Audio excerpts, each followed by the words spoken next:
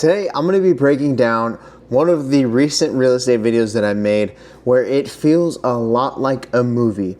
And so let's go ahead, let's watch the video, and then we'll come back and we'll talk about it. Welcome to 31 Cherry Hills, a timeless gem in the Fairway Oaks neighborhood. As you enter, you are greeted by a spacious open floor plan, perfect for entertaining and family gatherings. The inviting living room, bathed in natural light, sets the stage for cherished moments. The modern kitchen features sleek appliances and ample storage, ideal for culinary creations and shared meals.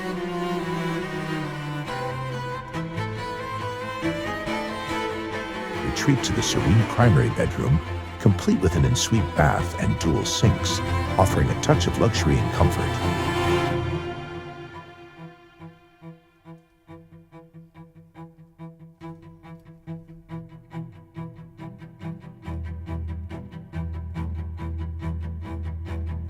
Step outside to the lush backyard oasis, where a shaded patio invites relaxation and outdoor gatherings amidst vibrant greenery. With 3 bedrooms and 2 full baths, this home balances elegance with practicality, ready to adapt to your lifestyle.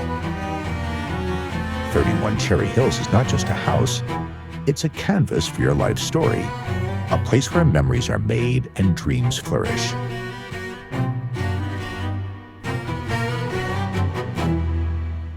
So a couple things to note here. We only had one camera, one gimbal, and one drone.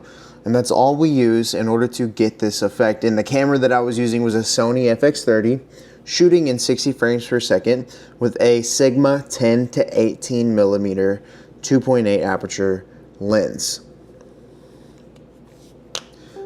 This is the perfect setup for real estate if you're just getting into it or you're wanting to experiment with other lenses. This is the perfect one to get, and so that's all you'll need. You don't need any microphones, you don't need anything else, and then you need a way to edit the video.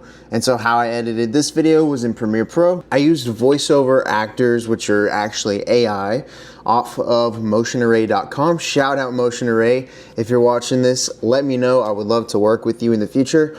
But they have a new feature, I think it's called Voices or something along those lines, and you can basically type in whatever it is that you want your voice actor to say, and you just type it in, hit go, it uploads an MP3 file ready for you to use and plug into your films. And so the first shot that I chose to use was an establishing shot.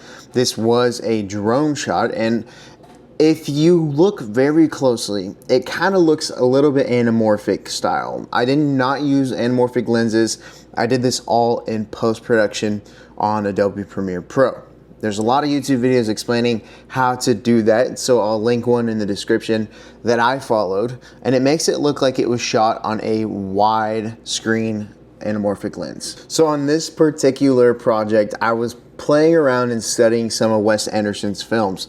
And now this isn't a typical Wes Anderson film. You don't usually see real estate and there's no people, but I wanted to try it out. And I love the way love the way it turned out. And I love the way that it turned out with the lack of contrast and high saturation, especially in the greens and the light blues and teals. And so throughout this whole video, I do a mixture of drone shots, establishing shots, just wide room shots and detail shots as well, to try and put the viewer in an experience where they can see their own stuff there, their own furniture, their own kids eating dinner at the dining table, in the dining room, all of the above, because I'm trying to portray emotion, and I think that's exactly what this video does. Even though this house isn't a $2 million home, it was a good challenge for me to try this out on because it had a lot of character. It was a little bit older, so I had to try to bring it to life a little bit. So I didn't use any lighting or microphones or anything. This is straight up 4K 60 FPS shot in 10-bit using a Sony FX30.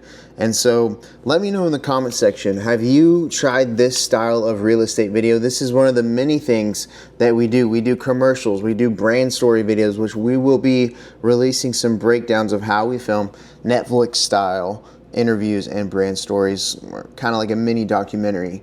But have you tried this? There's been a lot of talks about like the Sony FX2 with that coming out. I am a Sony guy myself, but I know a lot of you are not Sony people. And so what do you shoot on? I would love to hear more about your projects. And if you've attempted anything like this before, again, leave it in the comments below. Make sure to hit the subscribe button and we'll see you in the next one. Peace.